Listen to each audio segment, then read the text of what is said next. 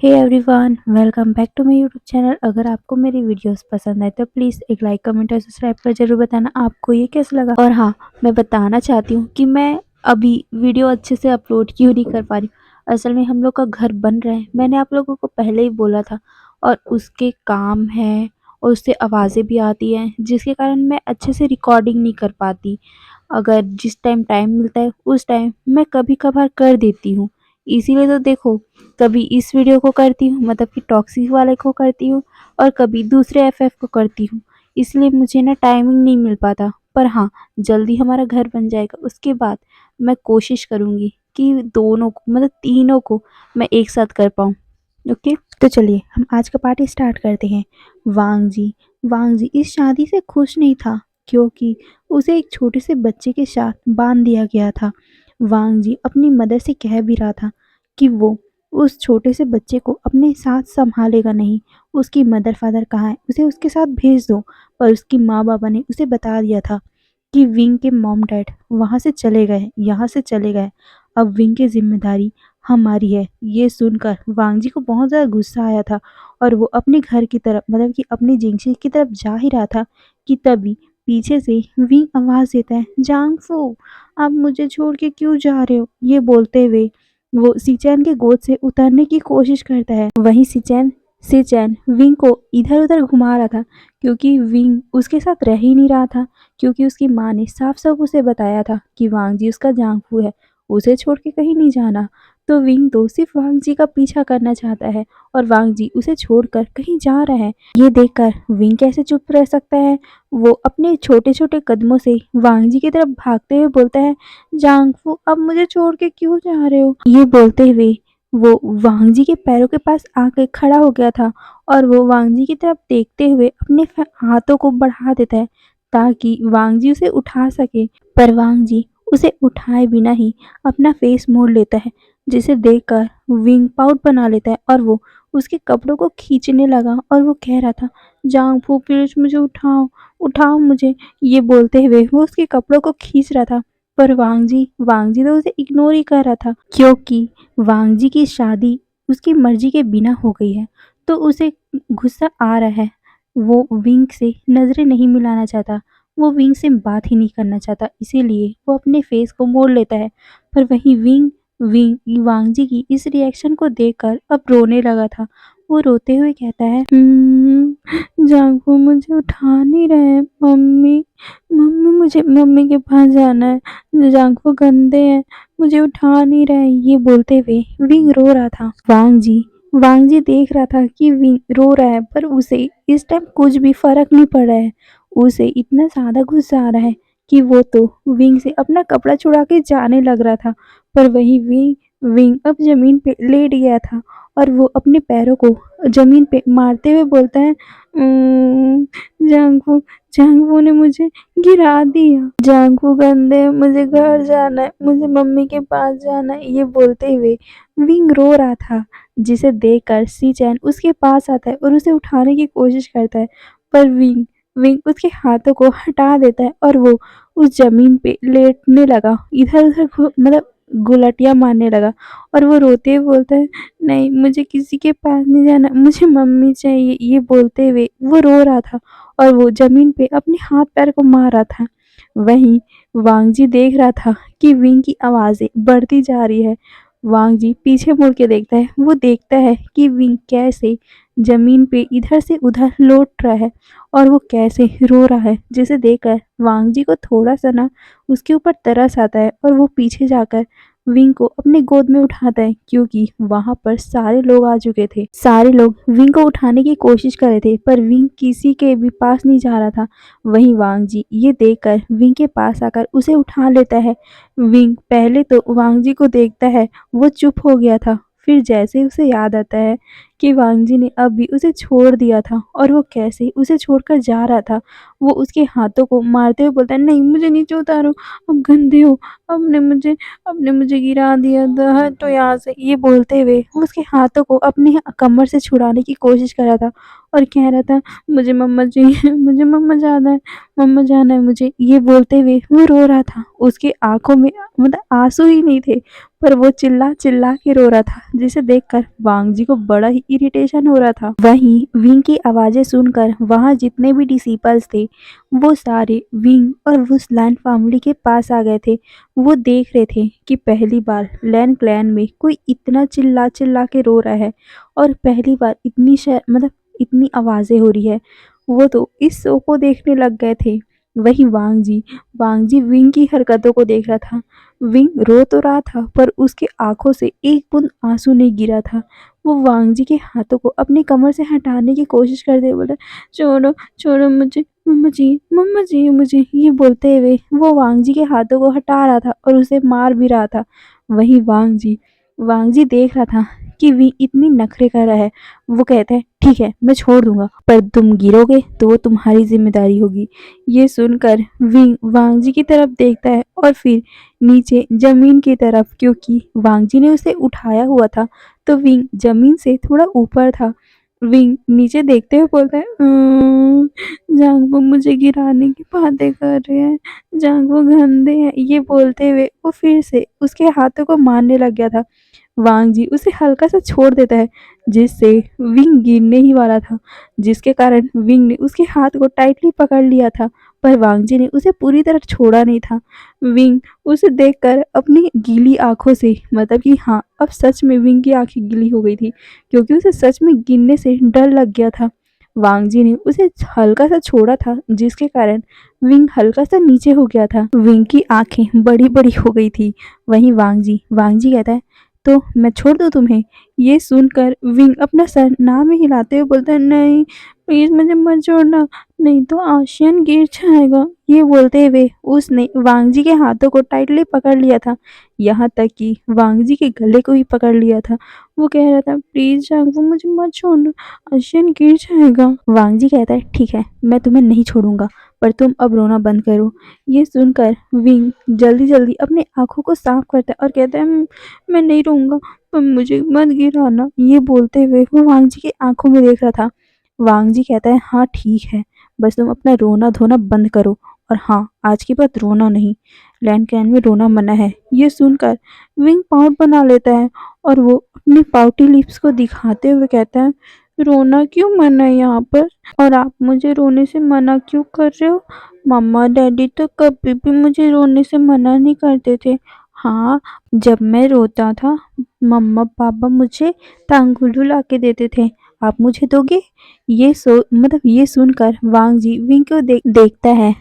तब भी विंग को याद आता है कि हाँ खाने के टाइम वांग जी ने उसे कुछ प्रॉमिस किया था ना। वो वांग जी को कहने लगा, जांगफू आपने मुझे प्रॉमिस किया था ना, मैं जब खाना फिनिश करूंगा तो आप मुझे टांगुलू ला के दोगे, दो ना। ये सुनकर वांग जी उसे याद आता है कि हाँ सच में उसने वादा तो किया था, पर उसने ये नहीं बोला था कि वो इसी टाइम लाएगा। इसीलिए वो विंग से कहता है, अभी नहीं, कल कल ला दूंगा। ये सुनकर विंग फिर से रोने वाले शक्ल बना लेता है और कहता है, नहीं मुझे अभी चाहिए। ये बोलते हुए वो फिर से रोने ही वाला था कि तब भी वांग जी उसे चुप करवाते हुए, चुप। पर वांग जी की इतनी गुस्से भरी आवाज सुनकर विंग का पूरा फेस ना रोने वाला हो गया था। वो फिर से चिल्ला चिल्ला के रोने लग गया था और कह रहा था कि जांगकू ने मुझे चिल्लाया, उसने मुझे डांटा, मुझे नहीं रहना जांगफू के पास, मुझे मम्मा के पास जाना है, हटो यहाँ से। ये बोलते हुए वो फिर से उसके हाथों को मारने लग गया था। वांग जी को सच में बहुत ज़्यादा गुस्सा आ रहा था, पर वो छोटे से बच्चे के ऊपर गुस्सा कैसे निकाल सकता है। पर वो अपने गुस्से को भी शांत नहीं रख पा रहा था, ऐसी उसकी तबीयत खराब है। और विंग विंग इतना ज़्यादा रो रहा है जिसके कारण उसे और ही सर में दर्द हो रहा था। वो विंग से कहता है, तुम चुप रहोगे कि नहीं, नहीं तो मैं तुम्हें ना बाहर फेंक के आ जाऊंगा। ये सुनकर विंग और भी ज़्यादा चिल्ला चिल्ला के रोने लग गया था। इतना ज़्यादा चिल्लाने लग गया कि वांग जी ने सच में उसे छोड़ दिया था नीचे में। वहीं विंग अब सीधा ज़मीन पे लौटने लग गया था और वो बोल रहा था, मुझे मम्मा के पास जाना है, मुझे यहाँ नहीं रहना, आप लोग गंदे हो, आप लोग मुझे डाँटते हो, मुझे मम्मा के पास जाना है, मुझे डैडी के पास जाना है, वो मुझे नहीं डाँटते, आप गंदे हो। ये बोलते हुए वो रो रहा था कि तभी वहाँ पर मैडम लैन उसे उठा लेती और उसे चुप करवाने लगी और कह रही थी, बेबी प्लीज़ चुप हो जाओ ना, गगा तुम्हें डाँटना नहीं चाहते थे, बस वो तुम्हें रोने से मना कर रहे थे। पर विंग रोते हुए बोलता है, नहीं जांगफू गंदे हैं, उन्होंने मुझे डाँटा, उन्होंने मुझे डाँटा। ये बोलते हुए वो रो रहा था। तभी चिंगेन जुन वांग जी से कहते हैं, वांग जी ये कैसी हरकत है तुम्हारी, तुम कैसे एक छोटे से बच्चे से ऐसी बातें कर सकते हो। वांग जी अपने डैड को देखते हुए बोलता है, फादर ये कितना ज़्यादा शरारतें करता है, ये कितना ज़्यादा रोता है, मैं ऐसे बच्चे को नहीं रख सकता अपने पास। ये बोलते हुए वो अपने फादर को देखता है। पर चिंगेन जुन वांग जी को समझाते हुए कहते हैं कि वांग जी अब ये तुम्हारी फुरैन बन चुका है, तुम्हारी वाइफ बन चुका है, तो प्लीज़ तुम इसे अपने साथ रखो, अच्छे से ट्रीट करो, अब ये तुम्हारी ज़िम्मेदारी है।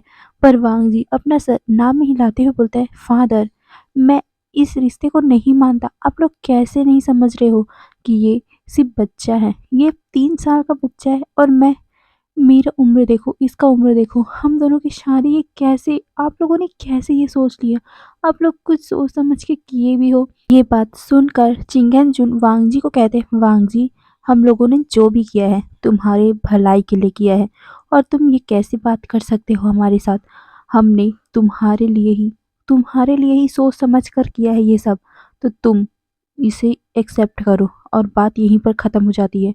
और हाँ, रही विंग की बात, अब से तुम विंग से ऐसे बात नहीं कर सकते और हाँ, विंग तुम्हारी ज़िम्मेदारी है। ये सुनकर वांग जी का मुट्ठी कस गया था। वो अपने फादर से कहते हैं, नहीं, मैंने कह दिया ना कि मुझे इससे कोई लेना देना नहीं है। ये बोलते हुए वो अपने फादर को इग्नोर करके वहाँ से अपने रूम की तरफ चला गया था। रूम में आते ही वो अपने बेड पे बैठ गया था। उसे बहुत ज़्यादा गुस्सा आ रहा था। उसके फादर कैसे नहीं समझ रहे हैं, वांग जी एक 15 साल का लड़का है और उसे एक 3 साल की लड़की के साथ शादी करवा दी गई है, तो वो कैसे एक्सेप्ट कर सकता है ये सब। वांग जी नहीं चाहता कि वो शादी करे, वो तो अपने अंकल के जैसे, लैन कुरैन के जैसे बिना शादी के ही रहना चाहता था। पर इन लोगों ने क्या किया, उसकी शादी करवा दी, वो भी एक छोटे से बच्चे से। अब वो छोटा सा बच्चा उसे इतना परेशान कर रहा है।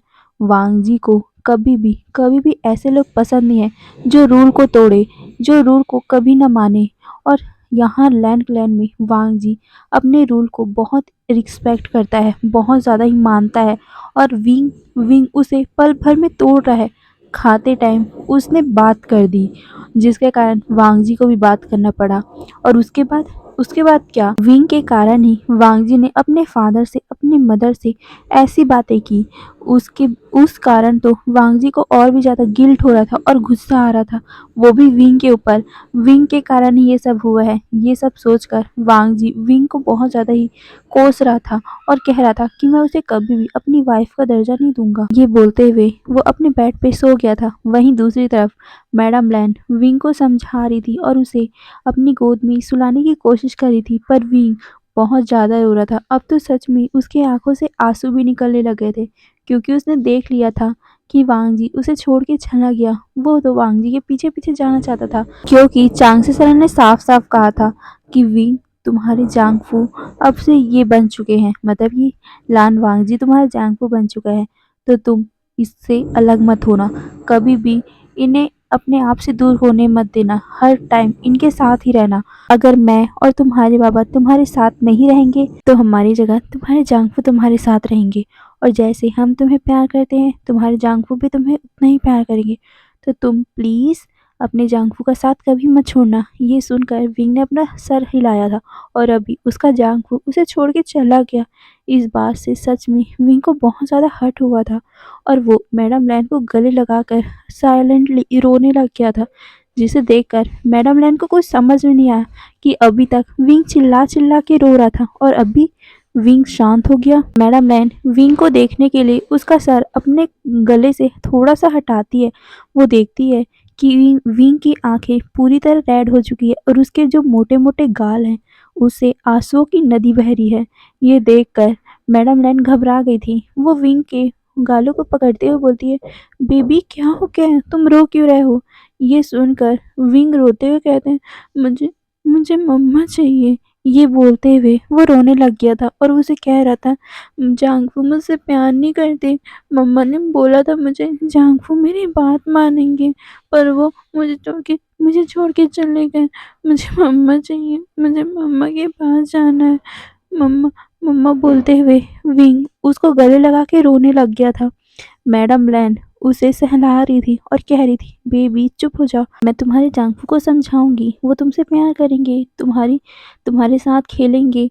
पर वी रोने लग गया था। वो कुछ भी नहीं बोल रहा था, बस मैडम लैन को गले लगा के रो रहा था, जिसे देखकर मैडम लैन उसके बालों को सहला रही थी।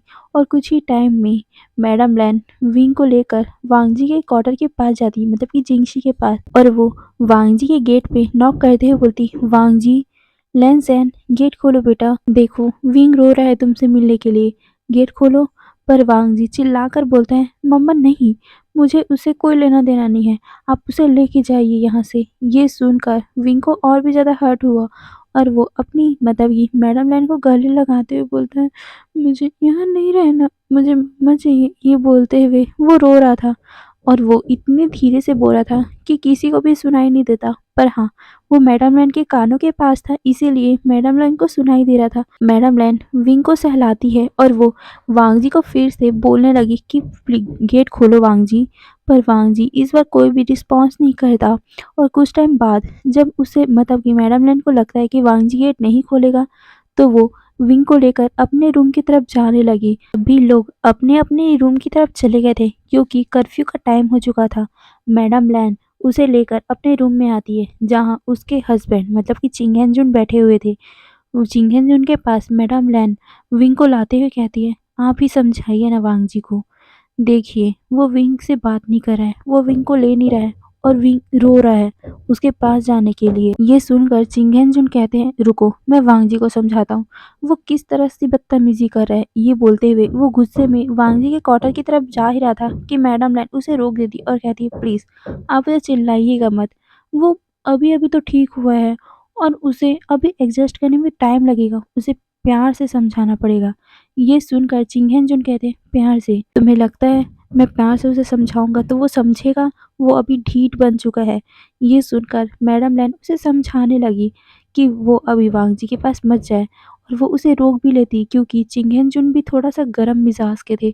अगर वो वांगजी के पास अभी गुस्से में जाकर कुछ बोल देंगे तो वांगजी गुस्सा हो जाएगा, इसीलिए वो उन्हें रोक देती और कहती है, ठीक है, हम सुबह को वांगजी से बात करेंगे। ये बोलते हुए वो विंग को देखने लगी, जो अभी मैडम लैन और चिंगेन जुन के बेड पे सोया हुआ था। वो कुछ भी रिएक्ट नहीं कर रहा था, वो बस साइलेंटली रोए जा रहा था। उसे अपनी मम्मा के पास जाना था। उसकी मम्मा ने कहा था कि वांगजी उसके साथ रहेगा, उसके साथ खेलेगा, हर पल बस विंग के साथ ही रहेगा। पर यहाँ तो ऐसा नहीं हो रहा है। इस कारण विंग को बहुत ज़्यादा दुख हो रहा है। छोटे से बच्चे को अगर कोई बोल दे कि ये चीज़ उसका है, वो हर पल उसके साथ रहेगा, तो बच्चे हमेशा इस बात को मान लेते हैं। पर अभी वांगजी उसके पास नहीं है, इसीलिए विंग को बहुत दुख हो रहा है और वो चुपचाप बेड पे सोया हुआ है। मैडम लैन विंग के बालों को सहलाने लग गई थी और विंग विंग कुछ भी रिएक्ट नहीं करता।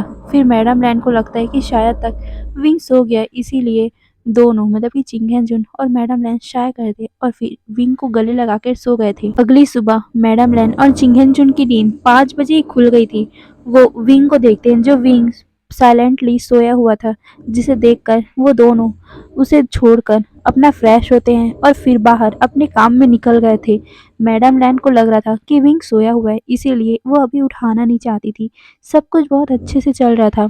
खाने का टाइम हो चुका था, सारे लोग डाइनिंग टेबल पे बैठे हुए थे। वहीं वांगजी भी डाइनिंग टेबल पे बैठा हुआ था, पर उसे उसे विंग कहीं नहीं दिखाई दे रहा था, इसीलिए वो हल्का हल्का नजरों से इधर उधर देख रहा था, क्योंकि कल पूरी रात वो सिर्फ विंग के बारे में ही सोचता रहा था। कल पूरी रात वो सो नहीं पाया था, उसे कुछ अजीब सा ही फील हो रहा था, पर वो ज्यादा ना सोच के अपने खाने वाले टेबल पे बैठ गया था। तभी चिंगेन जुन मैडम लैन से पूछते हैं, वैसे विंग कहाँ है? ये सुनकर मैडम लैन बताती है कि विंग अभी सोया हुआ है और शायद विंग कल पूरी रात भर उदास था, इसीलिए मैंने सोचा कि उसे सोने ही देते हैं। ये सुनकर चिंगेन जुन कहते हैं, जाओ उसे उठा के लाओ, खाना भी तो खाना होगा ना उसे। ये सुनकर मैडम लेन अपना सर हिलाती है और फिर वो विंग के क्वार्टर की मतलब कि अपने रूम की तरफ जाती है और वो विंग को उठाने के लिए उसके सर पे अपना हाथ फेरती है। पर जैसे ही उन्होंने विंग के सर पे अपना हाथ रखा, वो बहुत ज़्यादा शॉक में पड़ गई थी क्योंकि विंग की पूरी बॉडी गर्म हो चुकी थी, उसका पूरा सर गर्म हो चुका था।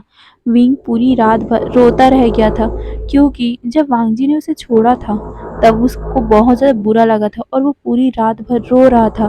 उसे अपनी माँ के पास जाना था क्योंकि वांगजी तो उसे प्यार नहीं कर रहा है, तो बच्चे को प्यार के अलावा और क्या चाहिए रहता है।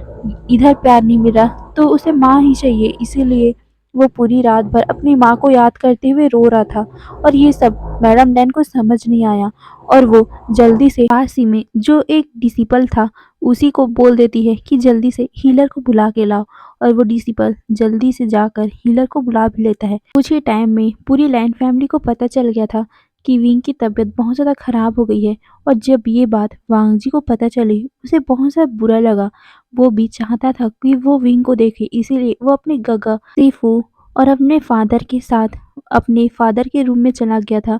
वो देख रहा था कि उसकी माँ अपने बेड पे बैठी हुई है और वो विंग को मतलब विंग के बालों को सहलाई जा रही है और वो हीलर पास में ही बैठकर विंग का इलाज कर रहा है। वांगजी को ये सब तो दिख रहा है पर विंग का फेस उसे क्लियर नहीं दिख रहा क्योंकि उसका फेस तो उसकी माँ की गोद के कारण छुप गया है। वांगजी उसके पास जाना चाहता था पर उसकी हिम्मत नहीं हो रही थी। तो तभी हीलर कहते हैं इन्हें बहुत ज़्यादा फीवर हो गया है, शायद ये बहुत ज़्यादा ही रो रहे थे। आप लोग कोशिश करना कि छोटे से बच्चे को कभी मत रुलाओ। असल में छोटे बच्चों का दिल बहुत ज़्यादा नरम होता है, इन्हें प्यार की ज़रूरत होती है। और अगर किसी बात से इन्हें बहुत ज़्यादा हर्ट हुआ हो तो ये उस बात को अपने दिल से लगा लेते हैं और ये बहुत ज़्यादा रोते हैं और इनका रोना जल्दी शांत भी नहीं होता। तो आप लोग कोशिश करना कि ये बच्चा खुश रहे। ये सुनकर मैडम लैन अपना सर हिलाती और कहती है पर इसका बुखार का कोई इलाज। ये सुनकर वो हीलर बोलता है मैंने आपको दवा दे दी है, आप उसे हर टाइम खाने के बाद पिलाते रहना, खिलाते रहना। ये सुनकर मैडम लैन अपना सर हिलाती और कहती कब तक ठीक हो जाएगा ये सुनकर वो हीलर कहते हैं 2-3 दिन में ठीक हो ही जाएंगे। ये बहुत ज़्यादा बुखार है ना, इसीलिए इन्हें 2-3 दिन लग ही जाएगा। ये सुनकर मैडम लैन और चिंगेंजुन अपना सर हिलाते और उन्हें नोट करते हैं और फिर वो हीलर वहाँ से चला गया था। वहीं वांग जी बस चुपचाप खड़ा होकर विंग को ही देखे जा रहा था। विंग का फेस पूरा पेल पड़ चुका था, वो अभी सोया हुआ था ऐसा वांग जी को लग रहा था। पर विंग सोया नहीं था, उसकी आंखें हल्की सी खुली थी और उसकी आंखों से हल्के हल्के से आंसू गिर रहे थे। वो अपनी मम्मा को याद कर रहा था, वो अपनी मम्मा के पास जाना चाहता था, इसीलिए वो बार-बार अपनी मम्मा मम्मा बोल रहा था, जिसे सुनकर वांग जी को बहुत ज़्यादा हर्ट हो रहा था। मैडम लैन विंग को उठाती अपने गोद पे और वो उसे सुलाने की कोशिश करते हुए बोलती, हाँ बेबी, मैं तुम्हारी मम्मा तुम्हारे साथ हूँ ना। ये बोलते हुए वो उसके बालों को सहला रही थी। विंग भी उसे देखकर अपनी मम्मा ही समझ लेता है और वो मैडम लैन को बहुत ज़्यादा टाइटली गले लगाते हुए बोलता है, मम्मा आपने मुझे कहा था कि जांगफू मुझे मुझे प्यार करेंगे पर वो मुझसे प्यार नहीं करते। वो मुझे मेरे साथ नहीं खेलते मम्मा, मुझे यहाँ नहीं रहना, आप मुझे लेके चलो ना। ये बोलते हुए वो रो रहा था और मैडम लैन उसे सहला रही थी। वहीं वांग जी जब ये सब सुनता है उसे बुरा लगता है और वो विंग के पास जाकर उसके बालों को हल्का सा सहलाता है, जिससे विंग की नज़र वांगजी भी पड़ी। पर जैसे ही उसकी नज़र वांगजी पे पड़ी वो उसे इग्नोर करके मैडम लैन के गोद में और भी ज़्यादा सिमट के सो गया था। मैडम लैन वांगजी को कहती है, वांगजी तुम ज़्यादा फिक्र मत करो, विंग की तबीयत भी खराब है ना तो वो अच्छा फील नहीं कर रहा है, तुम फिक्र मत करो, वो ठीक हो जाएगा। ये सुनकर वांगजी अपना सर हिलाता है पर कहता है, मम्मा क्या ये सब मेरे कारण हुआ है, मैंने इसे ज़्यादा हर्ट कर दिया क्या? ये सुनकर मैडम लैन कहती है, हाँ वांग जी, असल में छोटे बच्चे बहुत ज़्यादा नरम होते हैं और उन्हें जल्दी ही बुरा लग जाता है। तुम कोशिश करना कि तुम हमेशा विंग को खुश रह सको, ओके? इसकी मम्मा यहाँ पर नहीं है तो उसकी पूरी ज़िम्मेदारी अब तुम्हारी है, वो तुम्हारे सहारे ही यहाँ रुका हुआ है, तो तुम कोशिश करना कि तुम इसे खुश रखो। ये सुनकर वांग जी अपना सर नोट करता है और वो फिर विंग की तरफ देखने लगा। वहीं विंग विंग अपनी मम्मा समझकर मैडम लैन के कपड़ों को हल्का सा हटाने की कोशिश कर रहा था और वो उसके ब्रेस्ट में मिल्क फीडिंग के लिए जा रहा था। ये देखकर वांग जी शॉक था। वहीं मैडम लैन ये देखकर स्माइल करती है और वो विंग के बालों को सहलाने लगी, पर मैडम लैन के तो मिल्क निकलता नहीं है, इसीलिए वो उसे बेड पर सुला देती है और एक डिसिपल को कहती है कि जाओ मिल्क लेके आओ। ये सुनकर वो डिसिपल भी जल्दी से चला गया था। वांग जी पूरा टाइम बस विंग के पास ही बैठा रहा अपनी मदर के साथ। वो देख रहा था कि विंग अभी उठ ही नहीं रहा है, बात नहीं कर रहा है। वांग जी को बहुत ज़्यादा बुरा लग रहा था। कल पूरे दिन भर वांग जी को परेशान करने वाला बच्चा आज पूरा दिन भर शांत है। ये देखकर वांग जी को बहुत बुरा लग रहा था और वो भी अपनी माँ के साथ बैठकर विंग के बालों को सहला रहा था। फिर विंग को मैडम लैन अपने हाथों से ही मिल्क पिलाती है, पर विंग उसे पीना नहीं चाहता था। उसे कुछ भी खाने पीने का मन नहीं कर रहा था। वो बस अपनी मम्मा को याद कर रहा था, इसीलिए मैडम लैन उसे अपने गोद में बैठा कर ही अच्छे से खाना खिलाती, उसे पानी पिलाती है, उसे आराम करवाती है। जिसके बाद विंग सो गया था, क्योंकि विंग को जो दवा दिया गया था उसमें हल्का सा बेहोशी का दवा था, इसीलिए वह सो गया था। वहीं मैडम लैन विंग को सोता हुआ देखकर अपने काम के लिए निकल गई थी, क्योंकि मैडम लैन एक लैन फुरैन है। वो यहाँ की बहुत सारे डिसिपल की माँ जैसी है, इसीलिए उन्हें भी तो काम करना पड़ेगा ना। पूरा टाइम वो विंग के साथ तो नहीं बैठ सकती है, इसीलिए वो आगे चले गई थी। पर उसने वांग जी को कह दिया था कि वांग जी तुम पूरा टाइम विंग का ख्याल रखना, अगर विंग उठे तो मुझे बता देना। ये सुनकर वांग जी ने अपना सर हिलाया था और वो मतलब कि मैडम लाइन वहाँ से चले गई थी। वांग जी पूरा टाइम बस विंग के साथ ही बैठा रहा। वो अपना काम कर रहा था और अपनी गुचिन को बचा रहा था। वांग जी ने कुछ टाइम पहले ही एक ऐसा म्यूजिक सीखा हुआ था जो हीलिंग पावर रखता है। वांग जी उसी को बजाता है, जिससे विंग को अच्छा फील हो रहा था और वो चैन से सो गया था। कुछ टाइम बाद वांग जी जब अपना काम कर ही रहा था कि तभी उसे विंग के रोने की आवाज आती है। विंग को रोता हुआ देखकर वांग जी अपना काम छोड़ के उठता है और फिर विंग को अपनी गोद में बैठा लिया और उसे सुलाने की कोशिश करने लगा। पर वांग जी को बच्चे संभालना थोड़ी ना आता है, पर भी वो कोशिश कर रहा था। वो एक डिसिपल्स को आवाज देते हुए कहता है, जाओ मदर को बुला के लाओ। ये सुनकर वो डिसिपल अपना सर हिलाता है और फिर वो मैडम लैंड को बुलाने के लिए चला गया था। वहीं विंग अब उठ चुका था। वो सामने वांग जी का फेस देखता है। वो उसे देखकर कुछ भी रिएक्ट नहीं कर रहा था। वहीं वांग जी उसको मतलब उसके हाथ को पकड़ के उसे कह रहा था, तुम अब ठीक हो? ये बोलते हुए वो उसके नोज को पिंच कर रहा था, उसके गालों को जो अब पफी पफी थे, मतलब कि गोलू मोलू से गाल, उसको हल्के हल्के से पिंच कर रहा था, जिसे देखकर विंग की आंखें भर आई थी। उसे कल का बात याद आने लग गया था कि कैसे वांग जी उसे छोड़ के जाने लगा था और कैसे वो उसे छोड़ के चला भी गया था। इसीलिए विंग अपना सर दूसरी तरफ मोड़ लेता है। ये देखकर वांग जी को बुरा लगता है और वो विंग को कहता है, क्या तुम अभी भी मुझसे नाराज हो? देखो, मैं उतना टाइम बहुत ज़्यादा गुस्से में था, इसीलिए मैं तुम्हें छोड़ के चला गया। अब तुम अपने जांफू को माफ़ नहीं करोगे? देखो ना इधर। ये बोलते हुए वो विंग को बोल रहा था। विंग कुछ भी रिएक्ट नहीं करता और वो कहता है, नहीं, मुझे मुझे जांफू बिल्कुल पसंद नहीं है। ये सुनकर वांग जी उसे अपने सीने से लगाते हुए बोलता है, ठीक है, पर मुझे किसी ने कहा था कि तांगुलू, हाँ, मुझे याद आया कि मेरे पास तो दो दो तांगुलू है, कौन खाएगा? ये सुनकर विंग की आंखें बहुत ज़्यादा ब्राइट हो गई थी और वो वांग जी की तरफ देखने लगा था। वो कहता है, मुझे चाहिए जांगफू। ये सुनकर वांग जी कहता है, ठीक है, मैं तुम्हें दूंगा, पर तुम अपना ख्याल रखोगे, तबीयत खराब नहीं करोगे, रोगे नहीं, तो मुझे प्रॉमिस करो। अगर तुम रोगे नहीं तो ठीक है, मैं तुम्हें दूंगा।